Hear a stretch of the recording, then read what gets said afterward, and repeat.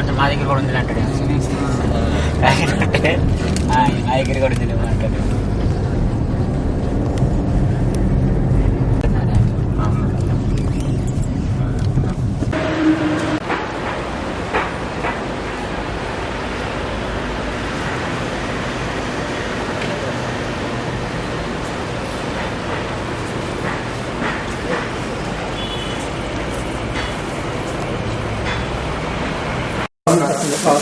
క్యాజువల్గా ఈరోజు సుభాష్ చంద్రబోస్ వచ్చిన ఉద్దేశం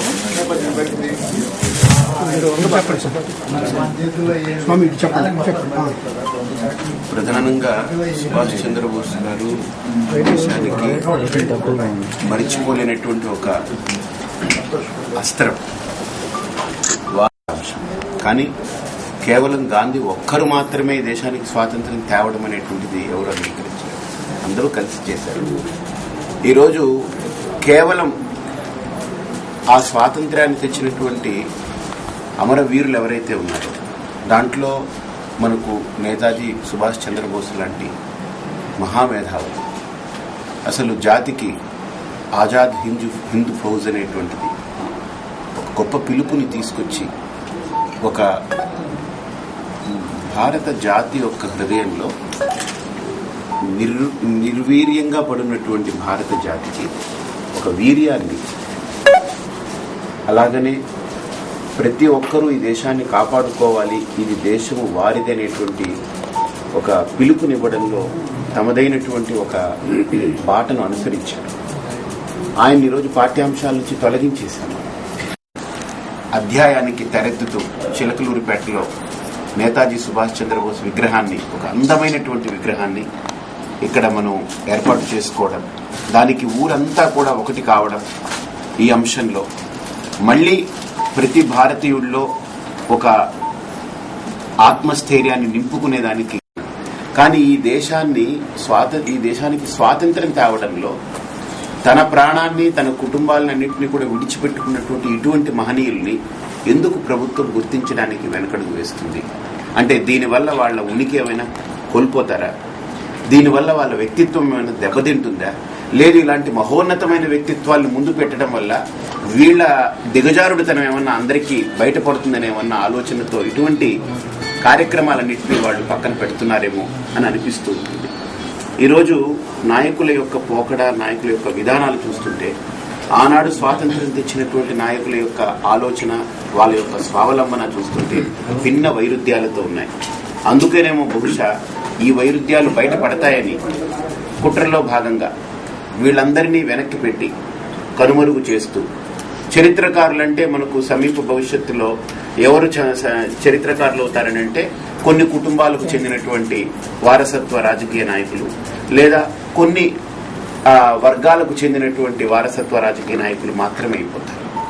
మోడీ గారు చేపట్టిన అతి పెద్ద ప్రాజెక్టు వల్లభాయ్ పటేల్ ప్రోగ్రామ్ ని మీరు సమర్థిస్తున్నారు. అది నరేంద్ర మోడీ గారు చేశారని నేను సమర్థించనక్కర్లేదు. సర్దార్ వల్లభాయ్ పటేల్ మనందరం సమర్థించాలి. ఎందుకంటే ఆయన లేకపోతే ఈరోజు ఈ తెలంగాణలో నైజాం ఈ నిరంకుశమైనటువంటి పరిపాలనకు మగ్గిపోయినటువంటి వాళ్ళందరికీ కూడా ఈరోజు ఆంధ్రులుగా, లేకపోతే ఒక తెలంగాణ ప్రాంతమును ఏదో ఒక తెలుగు భాషకు గౌరవాన్ని ఇచ్చుకుంటూ బ్రతుకుతున్నాం మనం.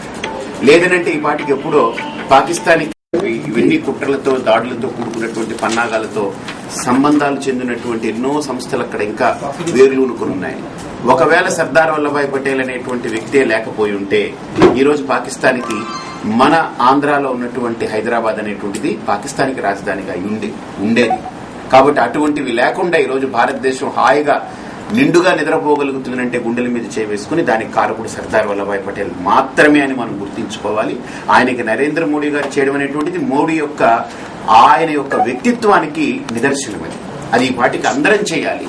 అది మోడీ గారికి ఆలోచన, అది మోడీ గారు చేయడం అనేటువంటిది ఆయన యొక్క వ్యక్తిత్వానికి అద్దం పడుతుంది. ఇక నుంచైనా అటువంటి కార్యక్రమాలు ప్రతి ఒక్కరు చేపట్టాలి. కన్వీనర్ గా పనిచేస్తున్నటువంటి శ్రీ అప్పాల ప్రసాద్ గారిని వేదిక మీదకి రావాల్సిందిగా కోరుతున్నాను. నేతాజీ విగ్రహ ఆవిష్కరణ కమిటీకి అధ్యక్షులైనటువంటి ప్రముఖ దంత వైద్యులు శ్రీ రావు సాంబశివరావు గారిని వేదిక మీదకి రావాల్సిందిగా కోరుతున్నాను.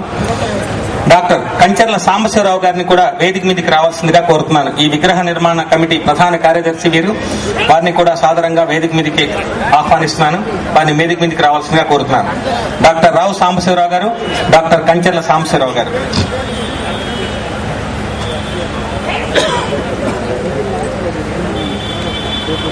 ముందుగా సభాధ్యక్షుని తొలిపలుకు శ్రీ పేర్ని వీరనారాయణ గారి యొక్క కార్యక్రమం గురించి ఒక 2-3 నిమిషాలు విశ్లేషించిన తర్వాత ముఖ్య అతిథి కలెక్టర్ గారు మాట్లాడతారు.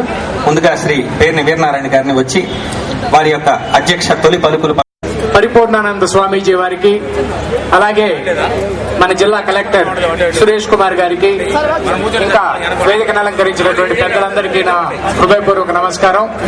అలాగే ఈ రోజున మనం స్ఫూర్తి పొందడం అనేది చాలా అవశ్యం. లేకపోతే జాతి పూర్తిగా నిర్వీర్యం అయిపోతుంది, జాతి విచ్ఛిన్నం అవుతుంది.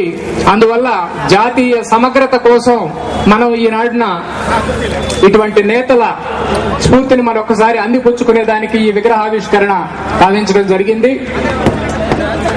సమయాభావం వల్ల ఎక్కువ టైం తీసుకోకుండా ఈ కార్యక్రమంలో తరువాత పెద్దలు ఈనాటి కార్యక్రమానికి విచ్చేసినటువంటి ముఖ్య అతిథులు స్వామివారిని ప్రార్థిస్తున్నాను. అతిథులు కూడా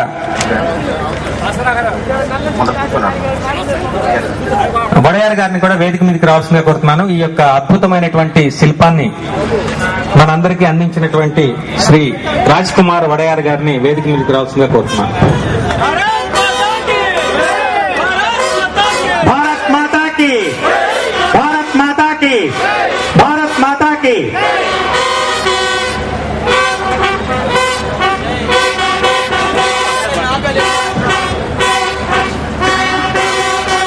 ఈ నేతాజీ విగ్రహాన్ని ఆవిష్కరించడానికి, ఈ కార్యక్రమంలో పాల్గొనడానికి మేము వారిని కోరిన వెంటనే నేతాజీ విగ్రహం అని ఆయన ఆశ్చర్యపోయారు. ఎందుకంటే ఇవాళ జాతి మర్చిపోయినటువంటి గొప్ప నాయకుల్లో నేతాజీ ఒకరు.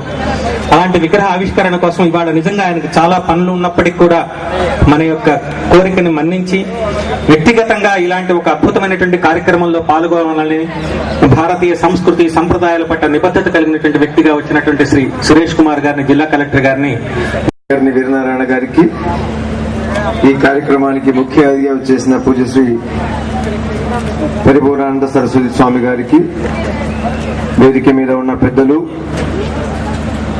డాక్టర్ అన్నవరం చిదంబరం శాస్త్రి గారికి, శ్రీ అప్పల ప్రసాద్ గారికి, శ్రీ ఎస్విఎస్ లక్ష్మీనారాయణ గారికి, ఈ కార్యక్రమానికి వచ్చేసిన చిలకలూరిపేట నగర